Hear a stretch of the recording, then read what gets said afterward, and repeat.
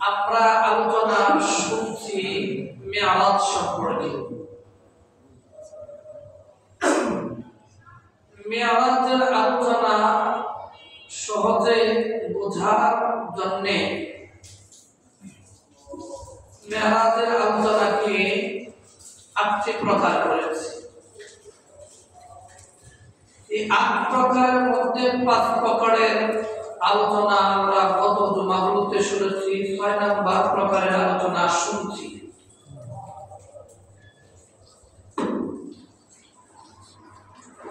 ছয় নম্বর প্রকার হচ্ছে মেরাজ কিভাবে সংঘটিত হয়েছে।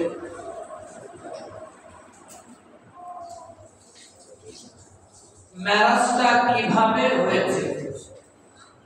প্রিয় হাজরিন, মসজিদে হারাম থেকে মসজিদে আকসা পর্যন্ত যে ভ্রমণটা হয়েছিল বুরাকের মাধ্যমে, এই ভ্রমণের মধ্যে তিনি অনেকগুলো নিদর্শন দেখেছিলেন। অনেকগুলো নিদর্শন দেখেন, এর মধ্যে জাহান্নামের নিদর্শন দেখেন অনেক। এই জাহান্নামের নিদর্শন নিয়ে আমরা আলোচনা শুনছি। 10টি জাহান্নামের নিদর্শনের আলোচনা শুনছি। এই 10টি নিদর্শনের মধ্যে 3টি নিদর্শনের আলোচনা শুনেছি, বাকি আছে 7টি। এই 7টি আজকে আলোচনা করবে। 1 নম্বর জাহান্নামের মধ্যে নিদর্শনের মধ্যে 1 নম্বর জাহান্নামটা আমরা যেটা শাস্তিটা দেখলাম, আলোচনা শুনলাম, এটা হচ্ছে গীবতের কারণে শাস্তি দেওয়া হচ্ছে। 2 নম্বর যে শাস্তিটা দেওয়া হচ্ছে এটা হচ্ছে আপনার নামাজের মধ্যে 2 নম্বর হচ্ছে সুদ খাওয়ার জন্য শাস্তি দেওয়া হচ্ছে। 3 নম্বর হচ্ছে নামাজে অবহেলা। এই 3 প্রকার আলোচনা আমরা শুনেছি। প্রিয় হাজরিন, আল্লাহ রাসূল সাল্লাল্লাহু আলাইহি ওয়াসাল্লাম যখন বুরাকের মাধ্যমে ভ্রমণ করেন, তিনি জাহান্নামের কিছু নিদর্শন দেখেন। এর মধ্যে 3টা নিদর্শন আলোচনা আমরা শুনেছি। 4 নম্বর নিদর্শন হলো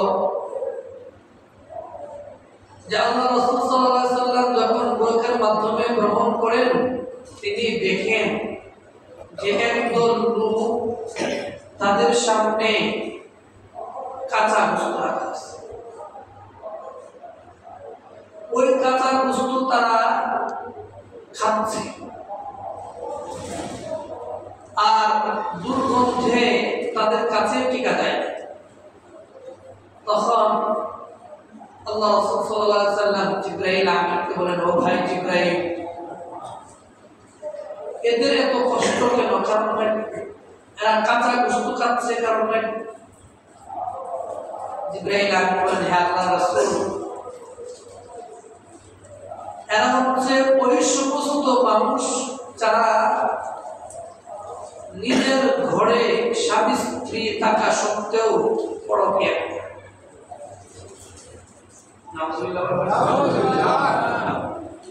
এই পরকীয়া করার কারণে তাদের এই শাস্তি হচ্ছে। বর্তমান সমাজে পরকীয়াটা অনেক বেড়ে গেছে, ঠিক না? ঠিক। কেন বাড়ছে?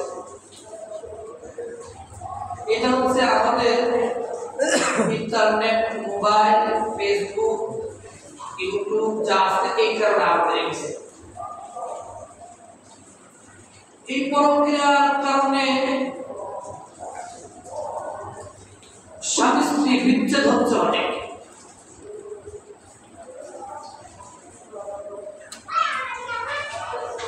এদের এই শাস্তি কতদিন পর্যন্ত চলবে? আল্লাহ রাসূল সাল্লাল্লাহু আলাইহি ওয়াসাল্লাম এই প্রশ্ন করার পরে জিবরাইল আমিন বললেন, হে আল্লাহ রাসূল, এদের শাস্তি কিয়ামত পর্যন্ত চলবে। নাউযুবিল্লাহ। ওটা হচ্ছে জাহান্নামে 4 নম্বর শাস্তির কথা বলেন। তিনি আরেকটু অগ্রসর হলেন। আরেকটু অগ্রসর হওয়ার পরে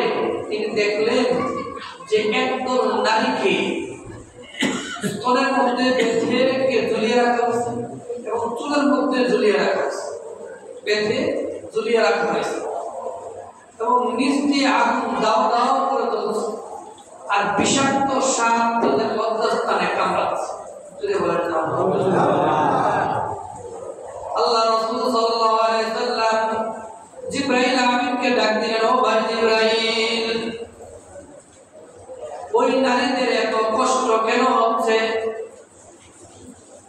আল্লাহ রাসূল সাল্লাল্লাহু আলাইহি ওয়াসাল্লাম এই প্রশ্ন করার পরে জিবরাইল আমিন বললেন, ও আল্লাহর রাসূল, ওই সমস্ত নারী আছে তারা যারা জিনায় লিপ্ত থাকত, জিনা করত। এজন্য আল্লাহ সুবহানাহু ওয়া তাআলা সূরা বনী ইসরাঈল 32 নম্বর আয়াতে ওয়ালা তাকরাবুজ জিনা ইন্নাহু কানা ফাহিশাতান ওয়া সাআ সাবিলা। ও দুনিয়ার মুসলমানরা, তোমরা জিনার কাছেও যেও না। যদি জিনার কাছে যাও, এটা একটা গর্হিত কাজ, নিকৃষ্ট কাজ, এমন একটা পথ, এই পথ থেকে তোমরা ঘুরে আসতে হবে। তো জিবরাইল আমিনকে প্রশ্ন করা হলো, ও ভাই জিবরাইল, এদের ওই মহিলাদের শাস্তি কতদিন পর্যন্ত চলবে? ও কিয়ামত পর্যন্ত চলবে। এটা হচ্ছে 5 নাম্বার নিদর্শন। খুব শর্ট করে বলছে, আমরা এই জুমায় এই মেরাজের আলোচনা চলবে, পড়ে আসবে। 6 নাম্বার নিদর্শন, আল্লাহ রাসূল সাল্লাল্লাহু আলাইহি ওয়াসাল্লাম আরেকটু অগ্রসর দেখলেন, একদল লোক তারা লাকড়ি এক জায়গায় জমা করছে, জমা করে রশিদে বেঁধে উঠানোর চেষ্টা করছে, উঠাতে পারে না। এত কষ্ট করছে, আবার লাকড়ি জমা করছে, আরো জমা করছে। আল্লাহ রাসূল সাল্লাল্লাহু আলাইহি ওয়াসাল্লাম জিবরাইল আমিনকে বললেন, ও ভাই জিবরাইল, এরা এই কষ্ট করছে কারণটা কি? হে আল্লাহর রাসূল, তারা হচ্ছে ওই সমস্ত পুরুষ নারী, তারা হচ্ছে যারা দায়িত্ব পাওয়ার পরেও দায়িত্ব সঠিক মতো আদায় করে নাই এবং আরো দায়িত্ব নিয়েছে, তাদের হচ্ছে এই শাস্তি। এটা গেল, তো এই শাস্তি কেমন পর্যন্ত চলবে এইভাবে। এটা গেল 6 নাম্বার জাহান্নামের নিদর্শন। 7 নাম্বার নিদর্শন হচ্ছে, আল্লাহ রাসূল সাল্লাল্লাহু আলাইহি ওয়াসাল্লাম আরেকটু অগ্রসর হলেন, অগ্রসর হয়ে দেখেন যে একদল লোক তাদের করার দ্বারা গাল কাটা হচ্ছে, এক গাল কাটতে আরেক গাল কাটা হচ্ছে, এই গাল পুরাই হয়ে যাচ্ছে, এইভাবে তাদেরকে শাস্তি দেওয়া হচ্ছে। আল্লাহ রাসূল সাল্লাল্লাহু আলাইহি ওয়াসাল্লাম জিবরাইল আমিনকে প্রশ্ন করলেন, ও ভাই জিবরাইল, এদের এত কষ্ট কেন? এদের এই শাস্তি হচ্ছে কেন? জিবরাইল আমিন বলেন, হে আল্লাহর রাসূল, তারা হচ্ছে এই সমস্ত লোক যারা মিথ্যা কথা প্রচার প্রসার করছে, মিথ্যা কথা বলছে।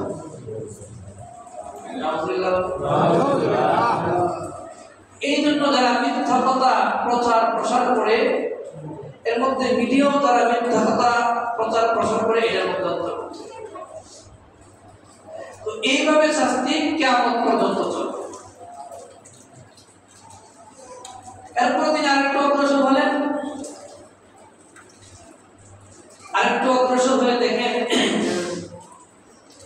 যে একদল মুখের জিহ্বা আগুনের কাছে দ্বারা কাটা হচ্ছে।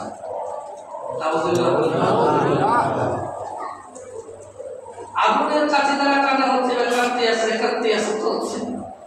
আল্লাহ রাসূল সাল্লাল্লাহু আলাইহি ওয়াসাল্লাম জিবরাইল আমিনকে বলেন, ও ভাই জিবরাইল, এদের জীবন কাটা হচ্ছে। তখন জিবরাইল আমিন বলে, আল্লাহ রাসূল, সূরা শুআরা 226 নম্বর আয়াতটা তেলাওয়াত করছেন। ইয়াকুলুনা মা লা ইয়াফআলুন,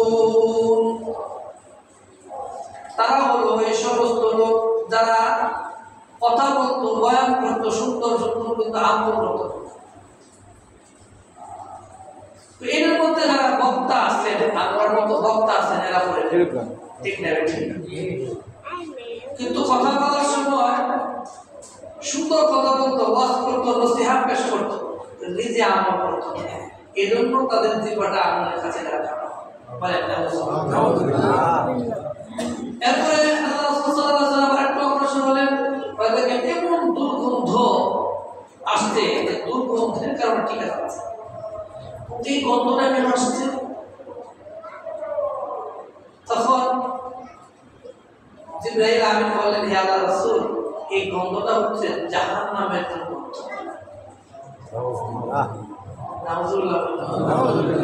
ওই জাহান্নামের দুর্গন্ধ আসছে। এরপর আরেকটা অগ্রসর হলেন, দেখলেন সুঘ্রাণ, সুবাতাস। তখন আল্লাহ রাসূল সাল্লাল্লাহু আলাইহি ওয়াসাল্লাম প্রশ্ন করলেন যে এখন সুঘ্রাণ আসছে কারণটা কি? এটা জান্নাতের সুঘ্রাণ। সুবহানাল্লাহ, আস্তে বলেন সুবহানাল্লাহ। এটা জান্নাতের সুঘ্রাণ। আমাদের সবাইকে আল্লাহ জান্নাতুল ফেরদাউস নসিব করুন, বলেন আমিন। এরপর আরেকটু অগ্রসর হলেন, আরেকটু অগ্রসর হয়ে দেখি এটা মসজিদ, মসজিদে আকসা, বলেন সুবহানাল্লাহ। ওই মসজিদে আকসা একটা দেওয়াল আছে, এই দেওয়ালের মধ্যে একটা আংটা আছে। জিবরাইল আমিন আল্লাহ রাসূলকে বলেন, ও জিবরাইল আমিন বলেন, আল্লাহ রাসূল, ওই যে আংটাটার সাথে আপনি বুরাকটা বাঁধেন। আল্লাহ রাসূল, এই বুরাকটা বাঁধার কি প্রয়োজন? এই বুরাক কি চলে যাবে? এটা বাঁধলেন। সকল নবী রাসূলই এই আংটার মধ্যে বুরাকটা বাঁধছে, এটা আপনি বেঁধে সুন্নতটা পালন করবেন। সুবহানাল্লাহ।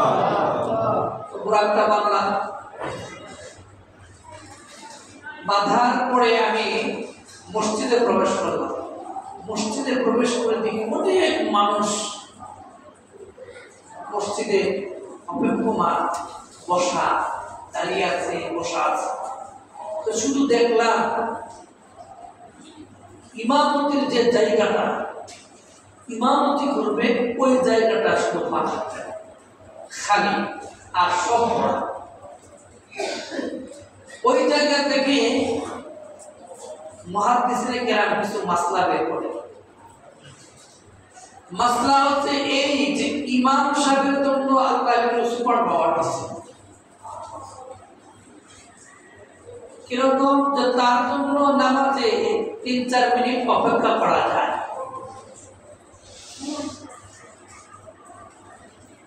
আর ওই যে সকলেই অপেক্ষমান আছেন, কেন আছেন? ইমাম সাহেবের জন্য অপেক্ষমান আছেন। এখানে কিন্তু আদম আলাইহিস সালাম, ইব্রাহিম আলাইহিস সালাম, যত নবী রাসূল আল্লাহ দুনিয়াতে পাঠিয়েছেন, সকলে এখানে আছেন। সুবহানাল্লাহ। কেন আছেন? এই জন্য ইমাম সাহেবদের জন্য অপেক্ষা করা এটা নবীর সুন্নাহ। প্রিয় হাজির, ওই জায়গার মধ্যে আমাদের শাইখ আহমদুল্লাহ সাহেব আরেকটু বাড়ায় রেখেছেন, এবং হাকিম মুহাম্মদ মুজাদ্দিদে মিল্লাত শাহ আশরাফ আলী তালুক রহমাতুল্লাহ আলাইহি আরো রেখেছেন। বলছেন যে ইমাম সাহেবের জন্য মন মেজাজ এবং মুক্ত মনা রাখতে হবে, ফ্রি রাখতে হবে। তাহলে আপনারা নতুন নতুন কথা শুনতে হবে। ও সবাই করছে, কিন্তু একটু জ্বালা দিলেই হবে।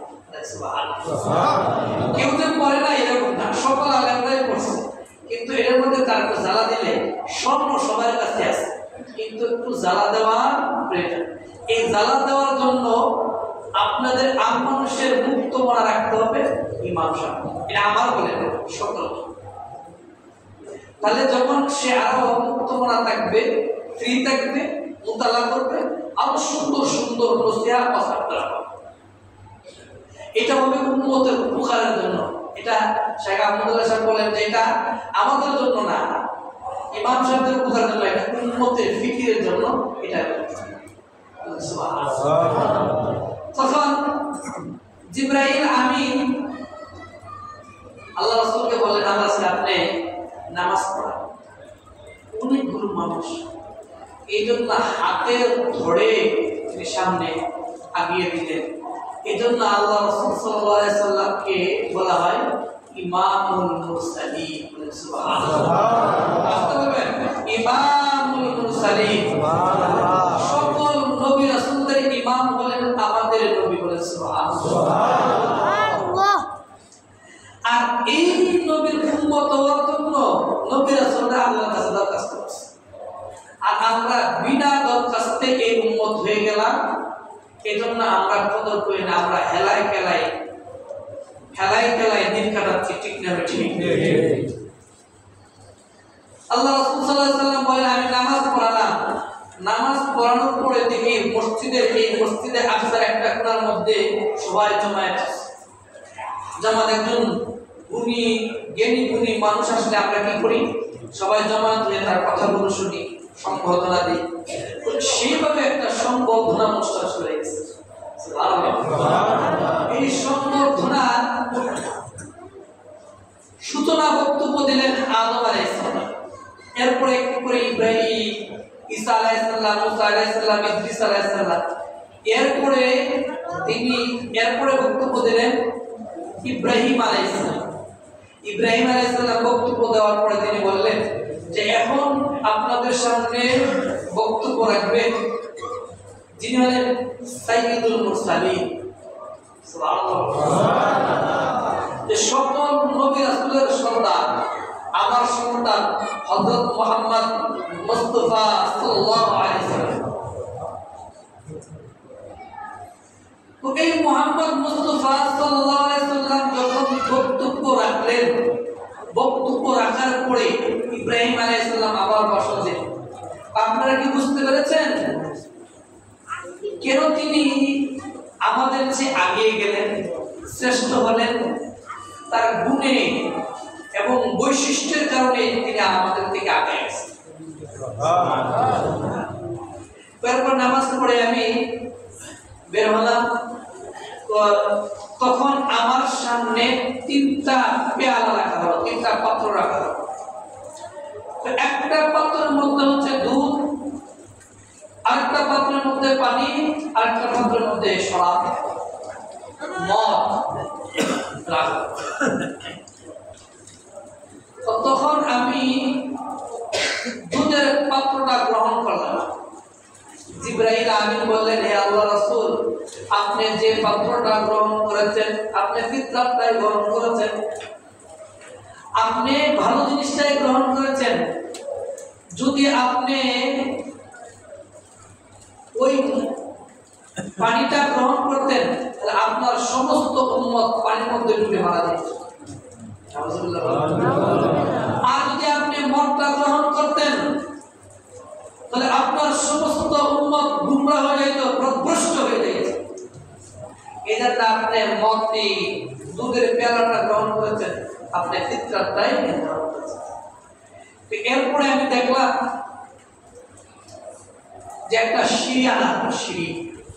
আপনাদের কি মনে আছে কিনা, পূর্বের আলোচনায় আমরা শুনেছি যে মেরাজ হয়েছে 5টি বাহন, একটা গেল ঘোড়া, এখন আসছে সিঁড়ি।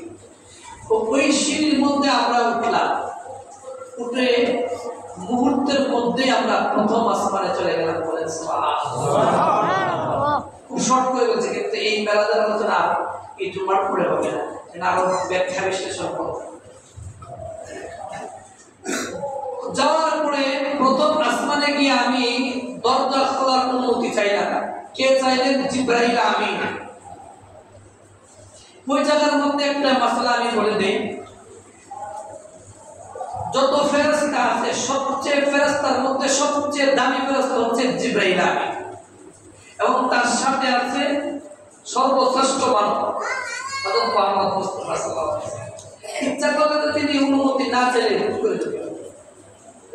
তো এই যে জায়গায় আমাদের একটা আদব শিক্ষা দিয়েছে যখনই তুমি কোথাও যাও আগে অনুমতি চাও, অনুমতি ছাড়া তুমি প্রবেশ। তখন আমি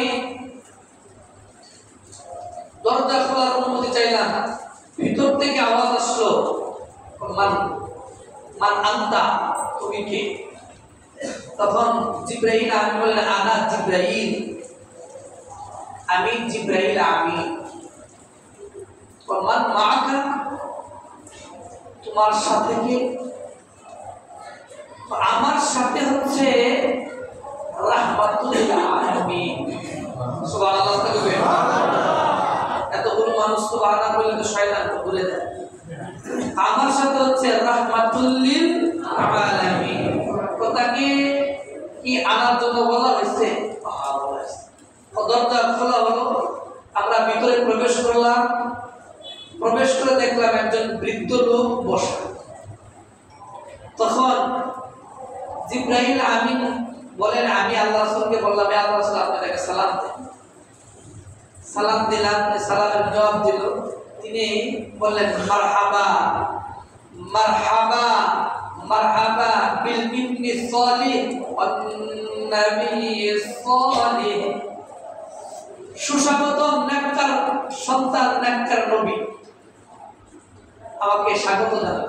এরপরে আমি তাকে দেখলাম, তিনি ডান দিকে তাকায়া হাসে, বাম দিকে তাকায়া কাঁদে। আমি জিব্রাইল আমিনকে প্রশ্ন করলাম, ও ভাই জিব্রাইল, উনি কে?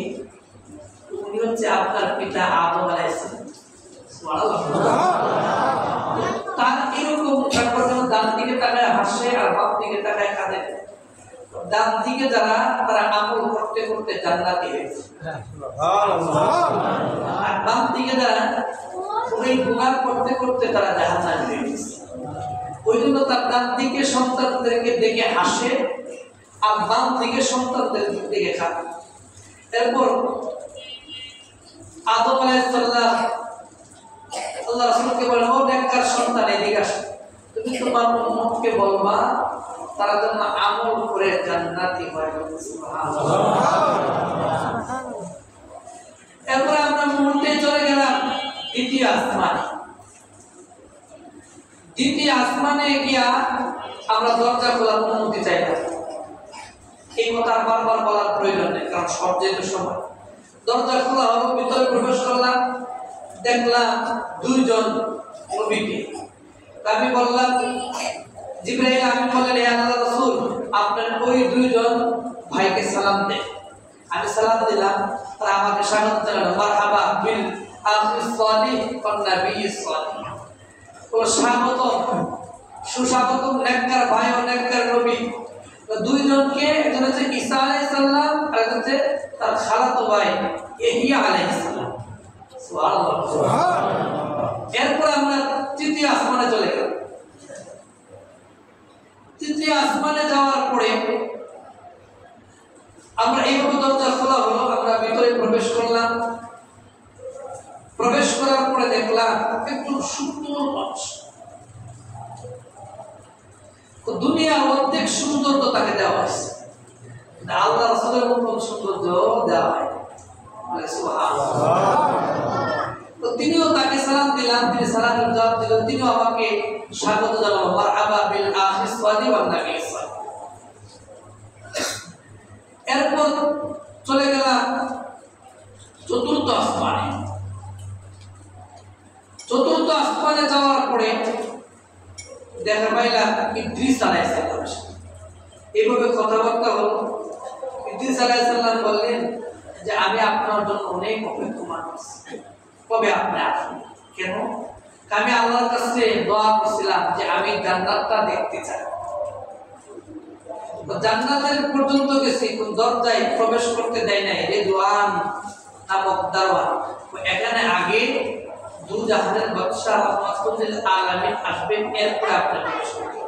সুবহানাল্লাহ। এরপর আমি চলে গেলাম পঞ্চম আসমানে। পঞ্চম আসমানে দেখা পাইলাম হারুন আলাইহিস সালাম। হারুন আলাইহিস সালামের সাথে কথাবার্তা হলো। এরপর চলে গেলাম ষষ্ঠ আসমানে। ষষ্ঠ আসমানে মুসা আলাইহিস সালামের সাথে তিনি তাকে সালাম দিলাম, সে সালামের জবাব দিল, আমাকে বলল মারহাবা বিল আখিস সালিহ ওয়ান নাবিয়্যিস সালিহ, সুস্বাগত নেককার ভাই ও নেককার নবী, কেমন আছেন? ভালো আছেন? এরপরে ষষ্ঠ থেকে সপ্তম আসমানে গেল। সপ্তম আসমানে যাওয়ার পরে দেখলাম একজন মানুষ, মুরব্বী মানুষ, বাইতুল মামুরের সাথে হেলান দিয়ে বসে। বাইতুল মামুরের সাথে হেলান দিয়ে বসা। জিবরাইল আমিন বললেন, হে আল্লাহর রাসূল, আপনি তাকে সালাম দেন। আমি সালাম দিলাম, সে সালামের জবাব দিল, বলল মারহাবা বিল ইবনি সালিহ ওয়ান নাবিয়্যিস সালিহ, সুস্বাগত নেককার নবী ও নেককার সন্তান, তোমাকে সুস্বাগত। এরপরে আমি দেখলাম যে তিনি তার সামনে কিছু বাচ্চা, তাদেরকে তিনি পড়াচ্ছেন। আমি বললাম উনি কে? আল্লাহ রাসূল সাল্লাল্লাহু আলাইহি ওয়াসাল্লাম বলেন, আমি জিবরাইল আমিনকে প্রশ্ন করলাম, ও ভাই জিবরাইল, উনি কে? উনি হচ্ছে আপনার পিতা ইব্রাহিম আলাইহিস সালাম। ওনার সামনে যে বাচ্চারা কারা, আপনার ওই সমস্ত উম্মত, যে সমস্ত উম্মত তারা নিয়ত করে যে আমার সন্তানটা যদি হয়, গর্বে আসে, আমি আমার ছেলেকে হাফেজ বানাবো, কারি বানাবো, মাওলানা, তো তারা যদি মারা যায়, হতে পারে নাই, তখন ওই ইব্রাহিম আলাইহিস সালামের ক্লাসে আল্লাহ ভর্তি করে দেয়। তাদেরকে হাফেজ, কারি, মাওলানা বানাইয়া তিনি সুবহানাল্লাহ। ওই যে মসজিদে বাইতুল মামুরে হেলান দেওয়া, ওই বাইতুল মামুরে সুদা, মসজিদে হারাম থেকে সবচেয়ে আকাশের সুদা হচ্ছে বাইতুল মামুর। ওই বাইতুল মামুর থেকে যদি কেউ একটা ঢিল দেয়, পাথর নিক্ষেপ করে, তো ওই পাথরটা মসজিদে হারামে এসে পড়ে। এরকম সেখানে ফেরেশতারা তওয়াফ করছে, সুবহানাল্লাহ, সুবহানাল্লাহ। সেই জায়গায় তওয়াফ করছে। একদিনে 70,000 ফেরেশতা তওয়াফ করে। তারা একবার চান্স পায় এখানে তওয়াফ করা, কিয়ামত পর্যন্ত আর সুযোগ পাবে না, তাদের নাম আর লিস্টিতে আসবে না। সুবহানাল্লাহ, সুবহানাল্লাহ। কি পরিমাণ ফেরেশতা আল্লাহ বানাইছে। এটাকে বলা হয় বাইতুল মামুরে তিনি হালাল দিয়া বাচ্চাদেরকে পড়াচ্ছে। এরপর জিজ্ঞাসা করেন যে ও নেককার নবী, ও নেককার সন্তান, ও আমার সন্তান, এদিকে আসো। এই কথাটা যে বলছেন, ওই কথাটাই তিরমিজি শরীফের 3462 নাম্বার আছে। বলছে ও নেককার নবী, ও নেককার সন্তান, ও আমার প্রিয় সন্তান, তুমি শুনো, তুমি তোমার উম্মতকে আমার সালাম দিবা। সুবহানাল্লাহ। কে সালামটা দিয়েছে আপনাদেরকে? ইব্রাহিম আলাইহিস সালাম। তুমি তোমার সন্তানদেরকে, তুমি তোমার উম্মতদেরকে আমার সালাম দিবা আর বলবা, কত নাম্বার হাদিস? তিরমিজি শরীফের 3662 নাম্বার। এটা আপনি দেখতে পাবেন। তো তুমি সালাম দিবা আর বলবা যে জান্নাতের মাটি সুঘ্রাণ, এটা জান্নাতের মাটি থেকে সুঘ্রাণ করে আসতে থাকে, আসতে, আর জান্নাতের পানি সুমিষ্টি, সুস্বাদু। আর বলবো ওই জমিন হচ্ছে সমতল ভূমি, ওই ভূমির মধ্যে যেন তারা গাছ লাগায়। তো ওই চারটা কথা তাদেরকে শিক্ষা দিবা আমার পক্ষ থেকে। এই চারটা জিকির আল্লাহ, চারটা জিকির ইব্রাহিম আলাইহিস সালাম আল্লাহ রাসূলের মাধ্যমে আমাদেরকে শিক্ষা দিয়েছে। চারটা জিকির কি? এক নাম্বার সুবহানাল্লাহ, সুবহানাল্লাহ, সুবহানাল্লাহ, সুবহানাল্লাহ। দুই নাম্বার আলহামদুলিল্লাহ, আলহামদুলিল্লাহ, ইল্লাল্লাহ। এই জন্য প্রত্যেক বয়ানের শুরুতে শুরু করার আগে আমি লা ইলাহা ইল্লাল্লাহ,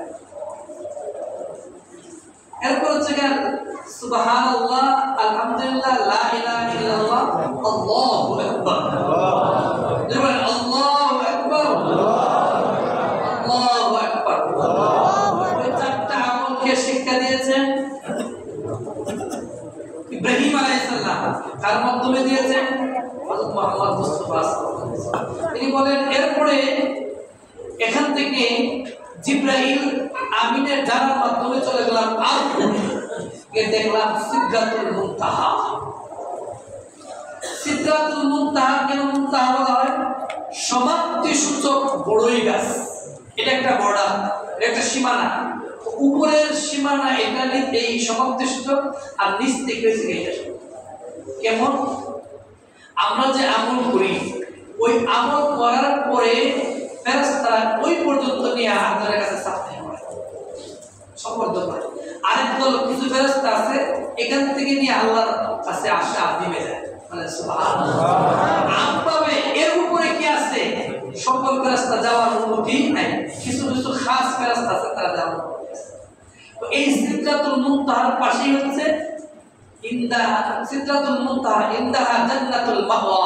তো এর পাশেই হচ্ছে জান্নাত। তো এই জান্নাতটা আমি টুকি বাইরে দেখলাম, জান্নাতটা আমি দেখলাম। তো এই দেখলাম যে এই হাদিসটা আসছে বুখারী শরীফের 5196 নাম্বার হাদিস। ওই হাদিসের মধ্যে তিনি বলেন জান্নাতটা আমি দেখলাম, ওই জান্নাতের মধ্যে দেখলাম সবখানি গরিব মানুষ, গরিব মানুষ, গরিব মানুষ। সুবহানাল্লাহ। বরং গানটা আমি হিসাব দিয়ে পড়ে যাই।